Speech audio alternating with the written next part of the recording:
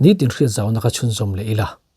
vo in big chu Android mang ho tan Samsung mo Huawei mo eng phone po Android rim hang tan eng tingi heta ka internet hi ka mobile phone internet hi eng tingi hotspot ka pekchhuah hang eng tingi laptop mo computer mo he data ka manang ti kha en ho kan tum do na ni ole hei hi Android mang ho tan ani chun hetan en chinta ila hei hi ka laptop ania laptop a hian Wifi a hian kan en chinanga Wifi connection hi tin ida sa ni chan hei ming chi than than oma keima ta hi kalo connect to nang chi te poni sela hei kan off hi do na ni ole Wifi hi azong mulo ni chan on off te hi ngai ve thina chang chon i onanga i off lenga khate ti khangai thin ni ole en chin photang on ya heta mobile phone ai vakalani chon I setting ai valu tanga setting ai valu chu achung ber hen om tlang pui thina Wi-Fi Bluetooth sim manager te hen evalu to ni evalu tanga tuna hian mobile data hi kala on lawani mobile data on lawani chon I laptop hen connect mala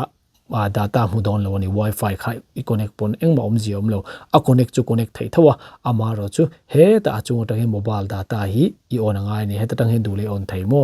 he ta on du lawani pon he ta setting a hen evalu lenga setting a tangin Wi-Fi Bluetooth sim te hen evalu lenga ilu ton hu chon mobile network hi he ta tang po hian iwa on thai thau ani he ta mobile network om ta sorry data user om ta data user tang khan heta mobile data tang hin on the ni ama era jo heta tang on kha chu heta valu ko hre pangai kha ai jo heta in slide down nga heta mobile data hi on don ni ole ka on che ta tu ni mobile data ka on a 5G ka ne ni ka mobile data khan ole khamin nu khan khoi angai valuang ti chu mobile data on to ni kha chuan karon ti thale ange o setting ai valu tanga achung ber do tu hian hei connections Wi-Fi Bluetooth sim te hen evalu doni evalu to nuwa hian khongai luang te chuan he ta nu hi ve nang hei mobile hotspot and tethering ti hi valu na tur chu ni hei hi hemi chuan evalu doni evalu tanga ilu vela hian setting claim zong ti tur oma Bluetooth in internet hi mang du MT te USB zok ni mang du MT te ni amar chu Wi-Fi mang hi Bluetooth man ai chuna chak fe zok Bluetooth ti chuan aman thei thawa Android to Android iPhone to iPhone poni sela amaro chu mobile hotspot kam hang do ni Wi-Fi kam hang do ni I onanga I on to no hen aron blue ta ni a blue to no setting claim zong ti ve nga ya hotspot ta ki voi khat iba click liang I click to nu chani iwa mu do na ni network name hi ka Wi-Fi he ka phone ni ka pekchhuah ming tu ri puya ni ta ni ole puya ni login tu ni du he chu nitin password po hi nitin ni thak thaya he password po hi amar chu 8 character ngai ta chon am hing poi du ni thak the vo in ni tan chuan sanga khan ti o sanga ti khan Wi-Fi khan I connect do ni chon password hi chu du mang thai ni maro chu hetan en ji ka chiang takin enter password of at least 8 character tini 8 ti omzia kha chu in traffic nga tuna 1 2 3 4 po mang don po ni tala 1 2 3 4 5 6 7 ala thailo ala sen hi 8 character chawani ani do vek pon number de poni mang thaya okay sanga katinga sanga 1 2 ala thailo 3 thaichia 8 character ni chani tikhan hi it save me ma chu in save don lawani I save ma kha chu in save don lowa hei chu achang chuan ami ivela mangai mi alo ni jon password ti no itana lo peng chenga chuan ta hen tu na ka phone ni S21 ani S21 chau po lo in da mai thei ti hian amar chu ka soi tong khan hei chu heta tang hian du to ni thak thei ka ti kha ama kha kan chuak lenga ka lu thaleng o hre them thei nan setting ai lu tanga chuan connection ta ni lu tanga ilu to nuwa mobile hotspot and tethering ai lut lenga chuan hei kha I than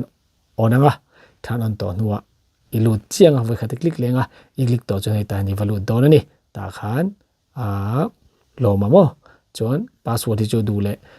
number chu po thaya alphabet nen poni pol thai ni loma 1 2 3 kan ting o loma 1 2 3 loma 1 2 3 thaya chon hei hi chu ben ti hi chu 2.4 ani 2.4 le 5G omta 2.4G hi le mina chaklawa amaro chu 5G I thangani chon I laptop ina mo mobile phone tang mo 5G ka support ve ngai ni chutian ni lo amumi adon lo chu wang chon 2.4 man hi himme ni lo da sa hi amara chu I laptop ina 5G athai ni chon 5G mangla a performance ta I laptop ai connect khuna khan performance athadon ani internet ion vela YouTube velian po khana kal zung zunga mobile data kha chu hek dawanga amai ro chu 2.4 hi poilo ni ole save ka ti tani ole tuna hian he ka mobile hi achung hian ta lai ka pekchhuak mek ti na ni achung mi hi mo hei hei ka pekchhuak mek chu ni ta aron lang to ta chon lo ma 1 2 3 ka password tur chi ni he password hi chu idu du zat voi tam tak po ni khata voi som poi thak thei ama ro chu I thla ka piang in laptop hen ta hen connect to ma la an connect to ma se la password thla hun hun chu password thari chut lu lengai incorrect password de don cheni ole heta hian laptop a hian ko hong don ta ni ko hong don ta a ta na zong hei a zong hu mei lo chang chuan hetia zon hu lo chuan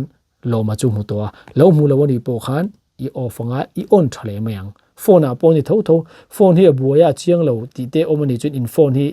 restart le mai ro shut down to bula on le ula thale thi dani dora vakal kher ngai lo hi tam tak oma dora la chon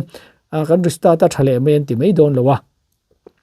an charge don chewa tekhin an thil lo tha thai lo ni chun tain lu tanga a vai te nin clear awa clear out to nuwa khan setting an lu thale thin do ni ole tuna chon hei mobile app ka share chuak to ta chung bar hi an ta lai ta thalem ang do pani ka silem pani pathum in thua hi hei share chuak mek ti na ni ole enchin ta ila tikhani ta ka connect don ta ni hei lo ma kha lakha ta khan ipa ka password ka thei hili IT ni kha chuan ka soi to ang khan setting ai valu tanga engei password ti ji I on ma khan mu sa don che ni connection ai valu tanga connection ai valu role khan hei mobile hotspot tethering ai valu tanga chuan I valu to no hotspot hei ka on to I on role khan I va click zewanga aming le password hei ten lo lang reng ni tlai hi aming I du le I thak thai hei po du hunai thak thai tikhan lo ma 1 2 3 ni ta ni ole lo ma chu connect don ta ni connect automatically ti ma la password I thak hun chu automatically connect don lo ni amar ju password lo thak lo hemi password reng hmanga aming po hei reng hi hmanga ni chon mobile atanga hotspot hi ipek chu apiang in heta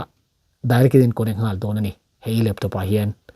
ole connect kan ti chon password kha loma LOM loma 1 2 3 mo chon next ka di do ni next ka ti nga an connect chi hei wifi chu ka nei to ta ni ole ka soi to in heta hian mobile data on lo ni chon wifi in pering wata internet om lo atiang chuwang chon mobile data khai on ngei ngai phone a khan mo heta tang khan hei mobile data ge ni chitang hen on off o meta kan off chin ngai mobile data hi in phone a pon ta hen om tho ka ringa off to nu chuan heta hen en chin tai la internet om ma se ka connect tho ta internet ka mang thei chuang lo ni ko off tat chuan achan chu mobile data ka ko on tat lawan lo mi kha ta hen bluetooth kan ti chu eta hen YouTube vel en ka tumanga hai connect ro ti tlathi achan chu ta hen mobile data ka on lo ta ka phone a hian ole mobile data kan on ta chianga